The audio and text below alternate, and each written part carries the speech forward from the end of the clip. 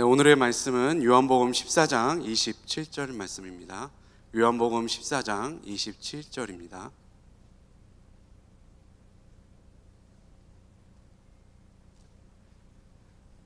네, 요한복음 14장 27절. 네, 우리 한 절이니까 함께 한 목소리로 읽겠습니다. 시작. 평안을 너에게 끼치노니 곧 나의 평안을 너에게 주노라. 내가 너에게 주는 것은 세상이 주는 것과 같지 아니하리라. 너희는 마음에 근심하지도 말고 두려워하지도 말라. 아멘. 네, 오늘은 평안을 주노라 라는 말씀의 제목으로 우리 함께 말씀을 나눠보도록 하겠습니다. 우리 먼저 인사하도록 하겠습니다. 주님의 하실 일을 기대합시다. 네, 또 인사합니다. 바이블 러버가 됩시다. 네, 마지막으로 인사합니다. 주님 안에서 평안합시다. 네, 오늘 말씀은 한 절이죠. 요한복음 14장 27절 말씀 우리 한 번 더 봉독해 보도록 하겠습니다. 함께 읽겠습니다. 시작. 평안을 너에게 끼치노니 곧 나의 평안을 너희에게 주노라. 내가 너희에게 주는 것은 세상이 주는 것과 같지 아니하리라. 너희는 마음에 근심하지도 말고 두려워하지도 말라. 네, 오늘 이 요한복음 14장 27절 말씀을 여러분들 생각하시면서 오늘 함께 말씀을 나눠봤으면 좋겠습니다. 제가 여러분들한테 2017년 기도 제목 그거 적으신 거 다 가져오라고 하셨죠? 다 가져오셨나요? 가져왔어요? 안 가져온 것 같은데 가져왔어요? 네. 가져온 사람 손 들어봐요. 한번 들어봐. 반도 안 가져왔어? 가져왔어요? 근데 기억은 하죠? 저게 기도 제목은 기억하죠? 제가 가져오라는 이유가 두 가지가 있었습니다. 첫 번째는 나의 기도 제목을 이루어 주신 그 하나님의 은혜에 감사함으로 한 해를 마무리하자. 감사함으로 한 해를 마무리하자. 두 번째는 그래도 이루어지지 않는 기도 제목들이 있었잖아요. 응답되지 않는 기도 제목들. 그것이 왜 응답되어지지 않았을까라는 자신의 한 해를 돌아보면서 신앙을 점검하자는 이유에서 제가 이 기도 제목을 가져오라고 했습니다. 그래서 저도 다시 봤어요. 저는 5가지였는데 첫 번째는 우리가 다 똑같았죠. 네. 모든 열방 가운데 복음의 빛을 비추는 제가 되게 하여 주옵소서. 네. 그리고 두 번째, 저의 이제 개인 기도 제목이 되겠죠. 저는 두 번째가 세선 청년대학부의 양적 내적 부흥을 허락하여 주시옵소서. 저희가 3040 장년부가 이제 분리되면서 저는 솔직히 걱정했습니다. 청년대학부가 확 이렇게 줄어들까봐 그리고 제대로 이렇게 서 있지 못할까봐 좀 걱정을 많이 했는데 생각보다 하나님께서 우리에게 양적 내적으로 부흥을 허락하셔서 지금 잘 청년대학부도 잘 서가고 있고 3040 장년부도 잘 서가고 있습니다. 그렇지만 2018년에는 더욱더 부흥되어지는 우리 청년대학부하고 3040 장년부가 되었으면 좋겠습니다. 그리고 세 번째는 이제부터 개인적인 거죠. 우리 가정이 사모 예원 예주가 주님 안에서 행복하고 건강하고 사랑과 은혜가 넘치는 한 해가 되게 하소서. 네, 하나님께서 이 기도 제목은 1번, 2번, 3번 다 이루어 주신 것 같습니다. 네 번째는 주님 앞에 합한 사역자가 되게 하소서. 이거는 주님이 판단하시는 거니까 앞으로 이루어 계속 가야 되는 거죠. 그리고 5번째 기도 제목이 이거예요. 그때는 이제 안 나눠졌으니까 청년들이 모두 2017년을 돌아볼 때 감사와 만족함이 넘치는 한 해가 되길, 이게 마지막 제 기도 제목이었습니다. 저의 마지막 기도 제목이 오늘 이제 2017년 마지막 날이잖아요. 꼭 이루어지길 바라봅니다. 여러분들 2017년 돌아봤을 때 그래도 주님 안에서 만족함이 넘치고 감사가 넘치는 한 해가 되었으면 좋겠습니다. 라틴어에 이런 말이 있어요. 네, 자막 띄워주세요. 이거 발음 잘해야 돼. 시발레스. 네, 이거 발음 잘해야 돼. 그러니까 쫙 이어서 읽어야 됩니다. 시발레스 베네 에스트 에고 발레오. 네, 이게 그때 중세 로마 시대에, 그러니까 로마 시대에 로마인들이 편지를 쓸 때 첫 번째 인사말이 이거였어요. 네, 시 발레스 베네 에스트 에고 발레오. 이게 무슨 뜻이냐면 이런 뜻이에요. 당신이 잘 계신다면 잘 되었네요. 저도 잘 있습니다. 그러니까 상대방의 안부가 먼저 중요한 거예요. 당신이 잘 되면 나도 괜찮아요. 당신이 평안하면 나도 평안합니다. 그때 첫 인사말을 이렇게 했다고 해요. 제 마지막 기도 제목도 이런 마음이었던 것 같아요. 여러분들이 잘 되면 저도 잘 된 것 같습니다. 그래서 어쨌든 로마인들은 그렇게 인사를 했어요. 저도 여러분들이 그렇게 되었으면 좋겠습니다. 여러분들이 잘 되면 저도 잘 된 거라고 저는 믿습니다. 이제 우리가 1년간의 삶을 한번 돌아보았으면 좋겠습니다. 제가 질문을 4가지 할 거예요.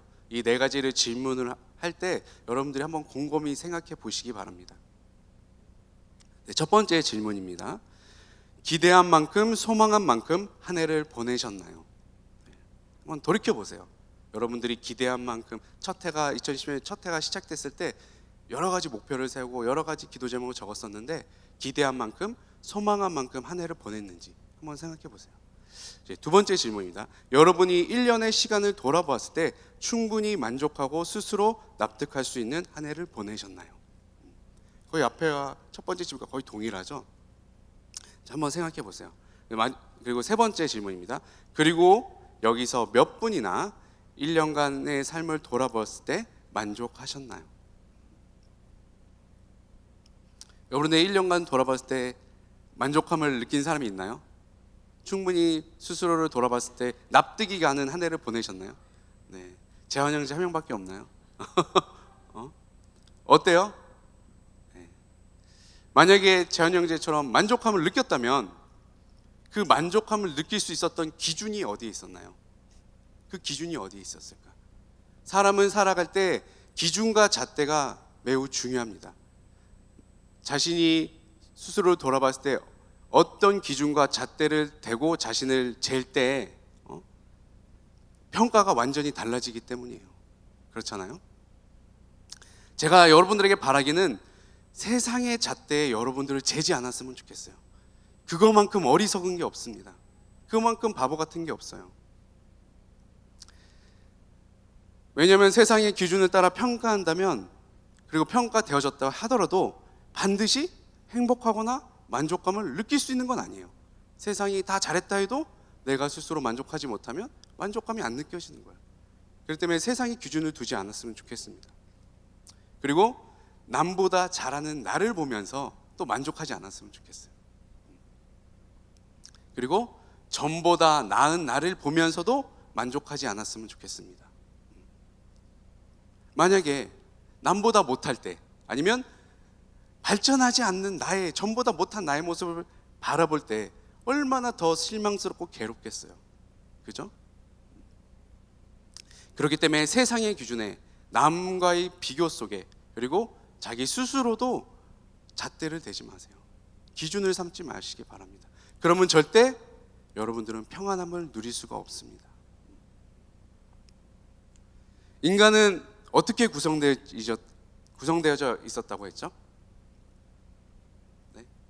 육체가 있고, 이 육체가 있고 또 뭐가 있죠? 생각하잖아. 네, 혼이 있죠. 그리고 영이 있어요. 인간은 영혼육으로 지어졌습니다. 하나님께서 인간을 창조하실 때 아담을 흙으로 지으시고, 그 다음에 어떻게 하셨죠? 그 코에 생기를 불어넣어서 생명이 된지라, 살아있는 영이 된지라, 이렇게 기록되어져 있습니다. 인간은 영혼육으로 되어져 있습니다. 이 사실을 우리가 반드시 깨닫고 있어야 돼요. 눈에 보이는 육적인 것을 아무리 만족시켜도 영혼을 만족시키지 못하면 절대 진정한 만족을 누릴 수가 없어요. 평안을 누릴 수가 없습니다. 고린도후서 4장 12절에 이런 말씀이 있습니다. 네, 함께 읽겠습니다. 시작. 그러므로 우리가 낙심하지 아니하노니 우리의 겉사람은 낡아지나 우리의 속사람은 날로 새로워지는도다. 아멘. 이 육체는 겉사람입니다. 속사람은 그럼 뭐예요? 영혼입니다. 영혼. 근데 육체는 어떻게 돼요? 세상에 보이는 것들은 어떻게 돼요? 낡아지고 없어지고 맙니다. 하지만 내 속에 있는 속사람 영혼은 어떻게 된다고요? 날마다 새로워지는 거예요. 없어지지 않습니다. 그 다음 절이 이렇게 기록되어져 있습니다. 고린도서 4장 18절 말씀입니다. 우리가 주목하는 것은 보이는 것이 아니요 보이지 않는 것이니 보이는 것은 잠깐이요 보이지 않는 것은 영원함이라. 우리가 이 말씀을 믿어야 합니다. 너무 보이는 것에 따라가면 절대 진정한 평안을 누리고 만족함을 누릴 수가 없습니다. 그런데 세상 사람들이 아무리 많은 것을 가지고 누리고 한다 할지라도 자기의 목숨을 끊는 사람들이 수두룩합니다. 더 많은 것을 또 원하기 때문에, 진정 영혼, 자기의 마음을 만족시키지 못했기 때문에, 마음이 허하기 때문에 계속 세상적인 걸로 만족을 시키려고 하죠. 근데 그게 안 되는 거예요. 요한 3서 1장 3절 말씀, 여러분도 다 잘 아시는 말씀이잖아요. 사랑하는 자여 내 영혼이 잘된 같이 내가 범사에 잘되고 강건한 일을 내가 원하노라. 보이지 않는 이 속사람, 내 영혼이 먼저 행복감과 만족감과 평안을 누리면 세상에 보이는, 겉사람에 있는 보이는 것들이 다 그런 모든 범사가 잘 되어진다고 성경은 기록하고 있습니다. 이것을 우리가 깨달아야 합니다. 이것을 세상 사람들은 물론 우리 그리스도인들도 제대로 깨닫지 못하기 때문에 삶 가운데서 진정한 평안함을 누릴 수가 없는 겁니다. 사도 바울은 욕증서신이 뭐죠? 에베소서, 빌립보서, 또 뭐죠? 골로새서, 마지막으로 빌레몬서. 이 옥중서신을 쓸 때에 보면은 그 첫 인사말이 로마인들이 썼던 그 첫 인사말과 거의 유사해요. 유사성을 띠고 있습니다. 물론 사도 바울은 히브리인이었지만 로마 시민권자였죠. 그래서 로마인이었어요. 그래서 유사성을 띄었는지 그건 알 수 없지만 그 인사말을 보면 이렇습니다. 에베소서 1장 2절, 빌립보서 1장 2절, 빌레몬서 1장 3절은 다 동일한 말씀입니다. 함께 읽어보도록 하겠습니다. 시작. 하나님 우리 아버지와 주 예수 그리스도로부터 은혜와 평강이 너에게 있을지어다. 네. 다 같은 말씀이에요. 에베소서 1장 2절, 빌립보서 1장 2절, 빌레몬서 1장 3절. 1절은 그거예요. 내가 누구에게 보낸다 이거고, 그 다음에 그 밑에 첫 인사말이 이겁니다. 하나님 우리 아버지와 주 예수 그리스도부터 은혜와 평강이 너에게 있을지어다.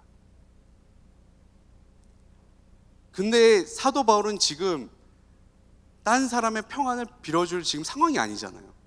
옥중에 있어요. 감옥에 있는데 오히려 감옥에 있는 에베소 교인들과 빌립보 교인들은 오히려 거꾸로 사도 바울을 위해서 기도했을 거 아니에요. 옥중에 있으니까 평안하라고, 잘 견뎌내라고 중보기도 해줬을 거 아니에요. 근데 그런 사람들에게 오히려 거꾸로 평안을 다시 빌어주었습니다. 어떻게 그럴 수 있었을까? 사도 바울은 옥중 안에서도 뭐 했기 때문에? 평안했기 때문에.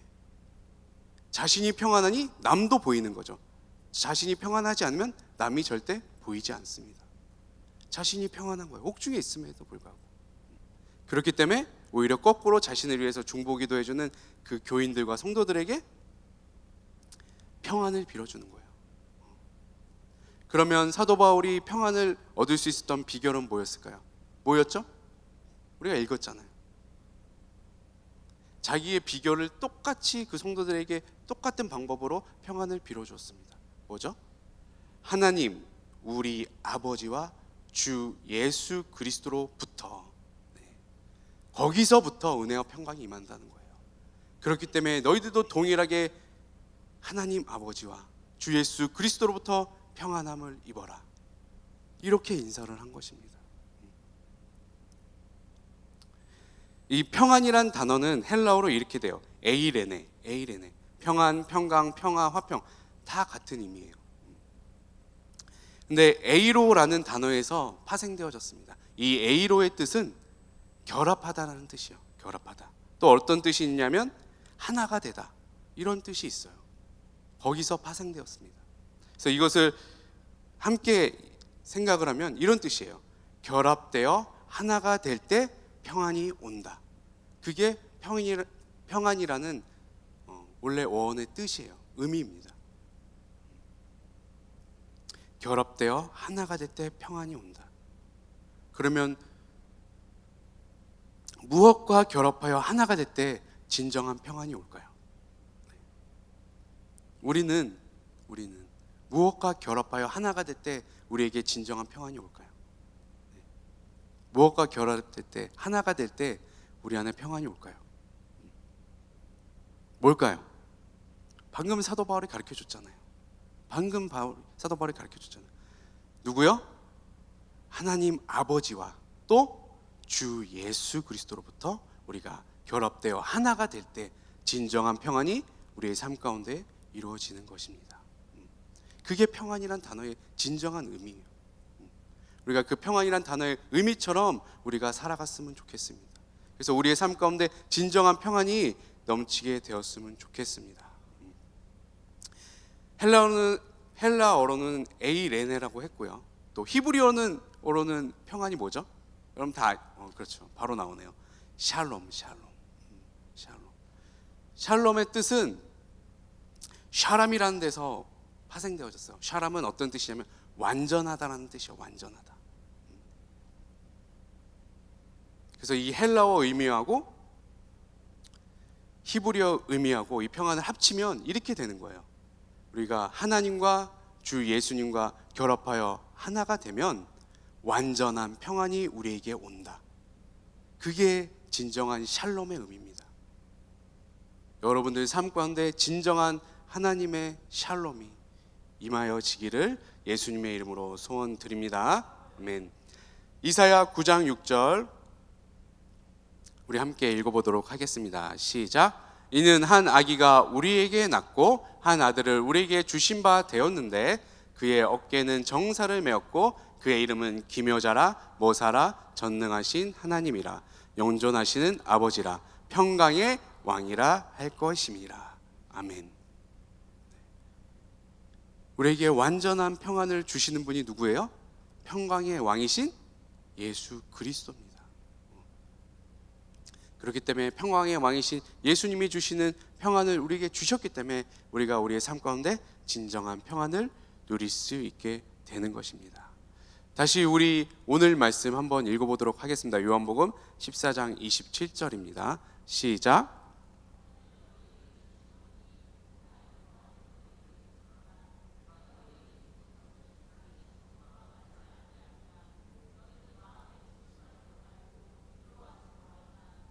아멘. 아멘. 예수님이 직접 제자들에게 하신 말씀이에요. 여러분들도 예수님의 제자들이잖아요. 예수님을 믿는 자들은 다 예수님의 제자들이잖아요. 그런 여러분들에게 하시는 말씀이에요. 나의 평안을 너희에게 주노라. 이 평안은 세상이 줄 수 없는 평안이다. 이렇게 말씀을 하십니다. 그럼 예수님이 주신 그 평안을 우리가 좀 더 깊게 살펴보도록 하겠습니다. 우리 올해 초에 정교인 수련회 갔었죠. 정교인 수련회 때 기억나는 게 다 기억나겠지만 그래도 저는 개인적으로 김준규 감독님이 그리셨잖아요. 그렇게 일을 하셨는데 그게 기억에 많이 남아요. 화면 띄워주세요. 네, 이분이시죠. 네, 우리 정교수님께서 이분이 십자가상에서의 예수님의 마지막 모습을 표현하셨어요. 네, 그림 띄워주세요. 바로 이 모습입니다. 우리가 생각했을 때 가시면류관 쓰시고 과시관을 쓰시고 못에 박히신 후에 너무 고통스럽고 괴로워하시는 그 모습만 상상했잖아요. 그런데 지금 화면은 지금 표정은 어떠세요? 예수님의 표정이 뭐하고 계세요? 표정이? 네? 웃고 계시죠? 어떻게 웃을 수 있으셨을까? 예수님의 마지막 말을 혹시 아시는 분 있나요? 십자가상에서의 마지막 말 뭐죠? 다 이루었다. 다 이루었다. 그러시면서 저 표정을 지었을 거예요. 무엇을 이루셨을까? 무엇을 이루셨을까? 여러분 다 잘 아시잖아요. 저번 주에 다 했잖아요. 뭐죠? 여러분들의 죄를, 나의 죄를 청산하셨습니다. 또 여러분들의 저주를 청산하셨습니다. 또 여러분들의 고통과 죽음, 사망으로부터 우리를 자유케 하셨습니다. 그것을 본인이 다 감당하셨기 때문에 이 이후로는 나를 믿으면, 예수님을 믿으면, 하나님 아버지를 믿으면 다 구원함을, 진정한 평안함을 얻을 것을 아셨기 때문에 정말 저 마지막 표정은 저리셨을 거예요. 다 이루었다고 미소를 띄우셨을 것입니다. 아, 이제 내가 제자들에게 말했던 그 평안, 나에 있는 평안을 너에게 주노라 했던 그 말이 진정으로 이제 이루어질 거다라고 생각하셨을 거예요. 그래서 저 표정을 지으셨을 것입니다. 제가 어저께 설교를 준비하다가 너무 피곤해가지고 잠깐 누웠어요. 거실에서 누워 있는데 사모하고 예언이하고 이제 같이 이제 책을 읽어주다가 사모가 띄워주세요. 한 면, 첫 번째 화면. 네, 첫 번째 화면 띄워주세요. 이 예수님의 이제 그 십자가의 사건을 그린 이제 어린이용 책이죠. 이거를 읽고 있다가 십자가 화면이 나왔어요. 다음 화면이요. 이 십자가에 못 박힌 예수님을 보면서 예언이가 뭐라 그랬게요? 왜 예수님은 머리에 저걸 쓰셨어? 그리고 두 번째 질문은 뭐였을까? 애들의 눈은 참 순수해요. 왜 예수님은 팬티만 입고 있어? 이렇게 하는 거예요. 그랬더니 사모는 이제 원리 이제 그대로 원칙적으로 얘기를 해주는 거예요. 아, 예수님께서 우리의 죄를 사해 주시기 위해서 저런 모습으로 우리의 죄를 감당하셨어. 그래서 주위에 있는 사람들이 울고 있는 거야. 아, 그렇구나. 이렇게 하고 이제 그 다음 장면이 됐어요. 그 다음 장면은 예수님께서 이제 부활하신 장면이에요. 또 예수님이래. 예언이가 물어보죠. 뭘 물어봤을까? 왜 예수님 뒤에는 왜 빛이 나? 이러는 거예요. 왜 빛이 나? 이렇게. 이게 또 사모가 또 얘기를 해주죠. 아, 예수님이 이제 부활하셔가지고 이제 영광 중에 빛이 막 나는 거야. 그때 예언이가 뭐라 할게요? 엄마는 좋겠다. 예수님이 사셔서 엄마는 좋겠다 이러는 거예요. 그러니까 사모가 다시 하는 말이, 아, 나만 좋은 게 아니라 예언이, 예주, 아빠, 모든 사람이 다 좋은 거야. 왜냐하면 예수님께서 십자가에서 모든 것을 감당하셨기 때문에, 모든 죄를 감당하셨기 때문에 우리가 다 좋은 거야. 이렇게 서로 대화하는 걸 제가 들었어요. 4살짜리 아이도 알아요. 예수님의 죽음이 슬픈 것을 알고 저 그림을 보면서 예수님이 부활하신 것이 좋은 것임을 압니다. 예언이가 뭘 알겠어요? 그냥 보면서 느끼는 거예요. 여러분들에게 십자가와 부활은 어떻게 다가옵니까? 어떻게 다가옵니까? 우리가 깊이 생각해 봐야 됩니다. 진정한 그 예수님의 십자가 부활이 여러분에게 좋은 것으로 다가옵니까? 기쁜 것으로 다가와요? 행복한 것으로 다가옵니까? 어떠세요? 네.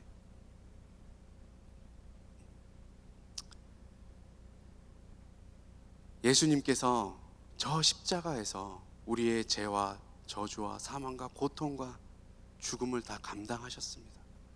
그러므로 우리에게 진정한 평안을 허락하셨어요. 근데 여러분들은 그 평안을 누리지 못하기 때문에 좋지 않은 거예요. 행복하지 않은 겁니다. 기쁘지 않은 겁니다. 예수님의 십자가 부활이 진정 나의 십자가 부활의 기쁨으로 다가오지 않는 거예요. 예수님께서 다 이루셨습니다. 여러분들에게 진정한 평안을 허락하셨습니다. 마음껏 삶 가운데서 그 평안을 누리시길 바랍니다. 아멘. 예수님께서 저렇게 부활하신 후에 제자들에게 친히 다시 나타나셨어요. 제자들은 뭐 하고 있었죠? 예수님이 죽어버리신 거예요. 자기의 구세주고 메시아인 줄 알았는데 죽어버린 거예요. 그래서 어떻게 했죠? 각자의 삶의 터전으로 다 돌아가 버렸어요. 근데 여인들의 그 소식을 듣고 예수님이 살아나셨대. 그러니까 제자들이 다시 막 정신 차려서 모이기 시작하는 거예요. 그럴 때 예수님이 그 모여있는 제자들에게 찾아가셨어요. 직접 찾아가셨어요. 근데 그 예수님의 모습을 보자마자 제자들의 행동이 어떤 행동이었을까요? 어떤 행동을 했죠? 누가복음 24장엔 이렇게 기록되어져 있습니다. 예수님을 보고 놀라고 두려워하고 떨었습니다. 왜 그랬을까요? 왜 그랬을까요? 예수님이 부활하셔서 나타나셨는데, 메시아가 다시 돌아오셨는데 왜 두렵고 떨리고 그랬을까요?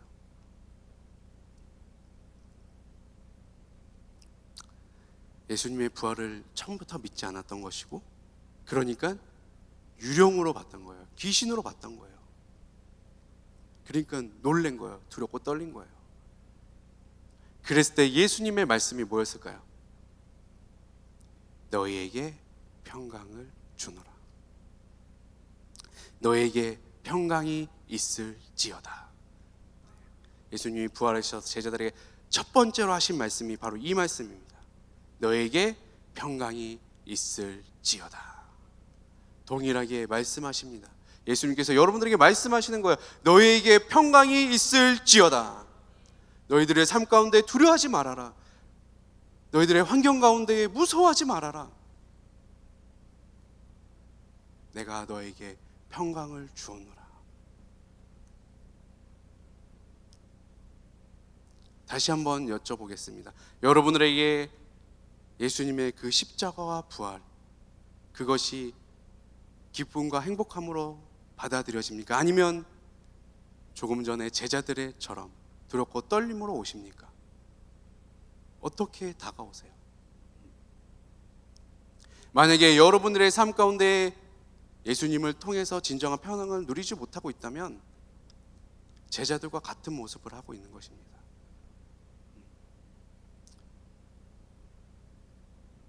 이미 예수님께서 여러분들에게 평안을 허락하셨습니다. 그것을 누렸으면 좋겠습니다. 그것을 마음껏 누리는 여러분들이 되었으면 좋겠습니다. 그래서 보이는 이 세상의 것들은 다 이기는 여러분들이 되었으면 좋겠습니다.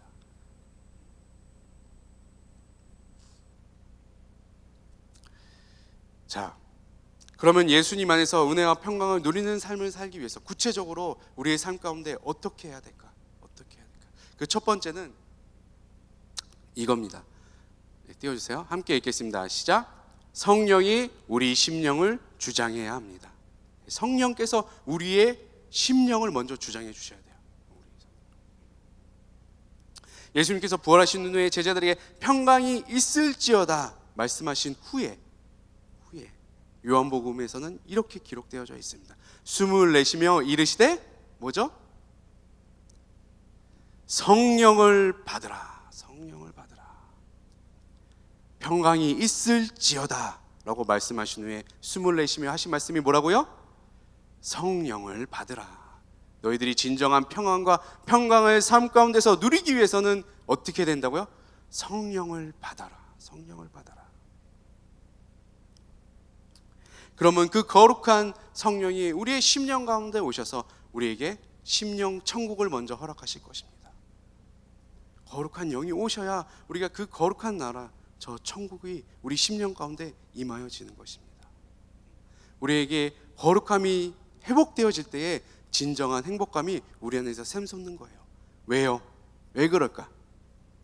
하나님이 처음에 우리를 지으셨대 그렇게 지으셨으니까. 하나님의 형상대로 지었으니까. 하나님이 육신의 모습, 겉으로 보이는 모습으로만 지으지 아니하시고 하나님의 형상, 하나님의 성품까지도 우리를 완벽하게 지으셨어요. 우리를 거룩하고 흠이 없게 처음에 지으셨습니다. 그것이 회복되어져야지만 우리에게 진정한 평안이 우리에게 오는 것입니다. 그래서 우리가 성령을 통해서 우리의 심령이 주장되어야 되지만 우리가 심령 천국을 이루게 될 것입니다. 네, 아까 전에 사도 바울이 옥준선 신의 첫 인사가 뭐라 그랬죠? 하나님 아버지와 주 예수 그리스도로부터 은혜와 평강이 너에게 있을지어다. 끝인사는 뭐였을까? 끝인사. 편지니까 첫인사가 있으면 끝인사도 있을 거 아니에요? 에베소서 6장 24절은 이렇게 기록되어져 있습니다. 함께 읽어보도록 하겠습니다. 시작. 우리 주 예수 그리스도를 변함없이 사랑하는 모든 자에게 은혜가 있을지어다. 그리고 빌립보서와 빌레몬서의 끝인사는 이렇습니다. 주 예수 그리스도의 은혜가 너희 심령에 있을지어다. 빌레몬서는 이렇게 기록되어져 있습니다. 우리 주 예수 그리스도의 은혜가 너희 심령과 함께 있을지어다. 성령을 통하여 여러분의 심령 가운데 예수 그리스도의 은혜가 부어진다면 여러분들은 진정한 평안함을 누리게 될 것입니다. 사도 바울은 그것을 알았기 때문에 첫 인사를 그렇게 했고 마지막 끝 인사도 이렇게 맺은 것입니다. 우리 귀한 청년들과 상호상 자녀들은 성령의 인도함을 받아 성령으로 인해 그 심령을 주장되어지는 그런 삶을 사는 여러분들이 되었으면 좋겠습니다. 아멘. 자, 두 번째는 두 번째 띄워주세요. 말씀으로 든든히 서야 합니다. 말씀으로 든든히 서야 합니다. 사도행전 20장 32절 함께 읽겠습니다. 시작. 지금 내가 여러분을 주와 및 그 은혜의 말씀에 부탁하노니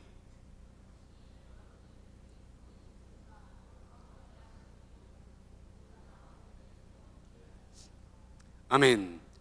말씀이 여러분을 능히 든든히 세우사 거룩하게 하심을 입은 모든 자 가운데 기업이 있게 하시니라. 아멘. 여러분들의 삶 가운데 하나님의 말씀이 여러분들을 든든히 세우면 반드시 따라오는 게 있습니다. 뭐죠? 기업이 있게 하시리라. 여러분들 삶 가운데 하나님의 말씀으로 든든히 서가길 바랍니다. 이렇게 든든히 서간다면 하나님께서 여러분들의 기업을 세워 가실 것입니다. 그렇기 때문에 여러분들이 성령 안에서 여러분의 심령을 주장함을 받고 그리고 여러분의 삶 가운데서도 하나님의 말씀이 통하여서 든든히 서가시길 바랍니다. 히브리서 5장 13절에는 이렇게 기록되어져 있습니다. 이는 젖을 먹는 자마다 어린 아이니 의의 말씀을 경험하지 못한 자요.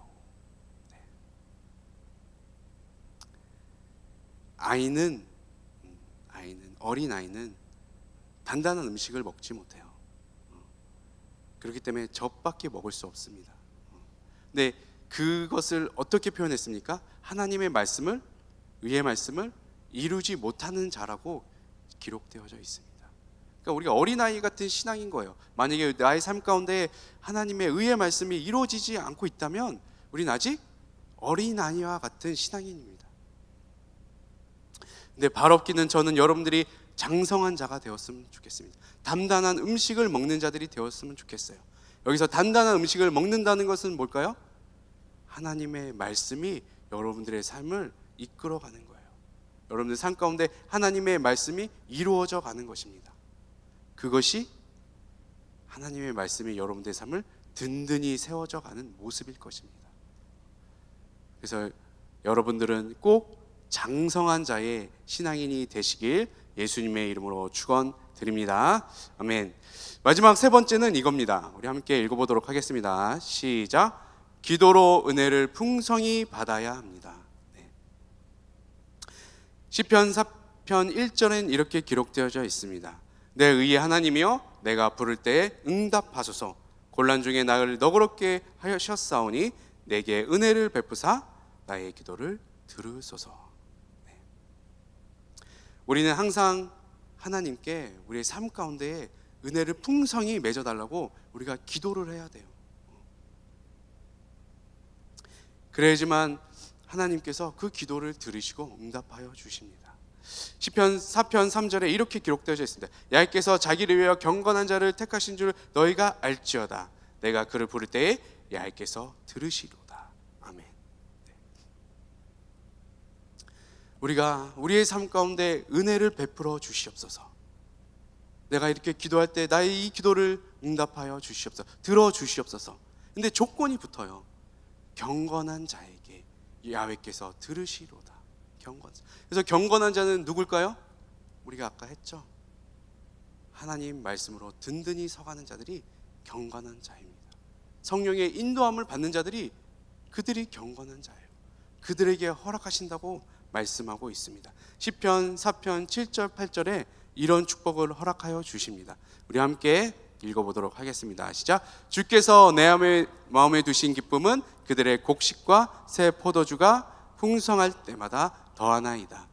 내가 평안히 눕고 자기도 하리니 나를 안전하게 살게 하시는 이는 오직 야훼시니이다. 아멘. 내 마음속에 두신 기쁨이 어떻게 돼요? 세상에 주는 모든 풍성함보다 더 풍성함으로 느껴진다는 거예요. 그리고 평안히 눕고 자기도 하니, 하나님께서 항상 안전하게 우리를 보호하셔서 언제나 평안함 속에 거하는 자가 되는 것입니다. 그렇기 때문에 우리 삶 가운데 예수님 안에서 은혜와 평강이 넘치는 삶을 살기 위해서는 첫 번째로 뭘 해야 된다고요? 우리의 심령이 성령에 의해서 주장되어져야 합니다. 두 번째는 하나님 말씀에 든든히 세워져 가야 합니다. 마지막 세 번째는 뭐죠?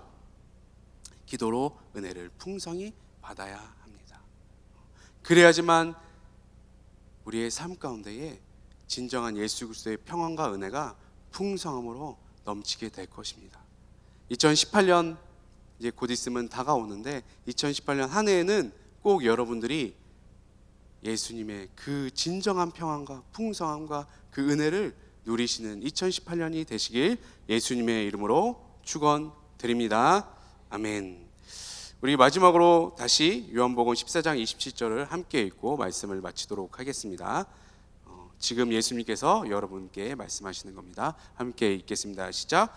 평안을 너에게 끼치노니 곧 나의 평안을 너에게 주노라. 내가 너에게 주는 것은 세상이 주는 것과 같지 아니하리라. 너희는 마음에 근심하지도 말고 두려워하지도 말라. 아멘.